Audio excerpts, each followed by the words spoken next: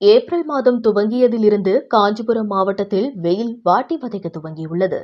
நேற்று முன்தினம் சென்னையில் வெயிலின் அளவு 100 டிகிரியை தொட்டது. அதேபோன்று காஞ்சிபுரத்திலும் கடும் வெயில் வாட்டி வதைக்கிறது. காலை 10 மணி முதலே வெயில் வாட்டி வதைக்க துவங்கியதால் பொதுமக்கள் அவதியடைந்து வருகின்றனர். தேர்தல் பிரச்சாரத்திற்கு சில நாட்கள் மட்டுமே இருக்கும் நிலையில் வேட்பாளர்களும் பிரச்சாரத்தை மேற்கொள்வதில் அவதியடைந்து வருகின்றனர். ஆனால் அதற்கு மாறாக இரவு நேரங்களில் பனி பெய்து வருவது பொதுமக்களிடையே குழப்பத்தை ஏற்படுத்தியுள்ளது. குறிப்பாக மார்கழி, தை ஆகிய மாதங்களில் இரவு மற்றும் காலை வேளைகளில் பனிப்பொழிவு இருக்கும்.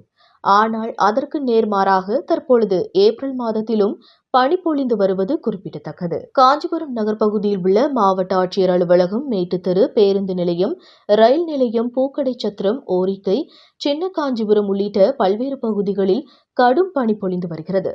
வாட்டி வதைக்கும் வெயிலில் ஒருபுறம் பனி பொழிந்து வருவது குழு சூழலையும் உருவாக்கியுள்ளது.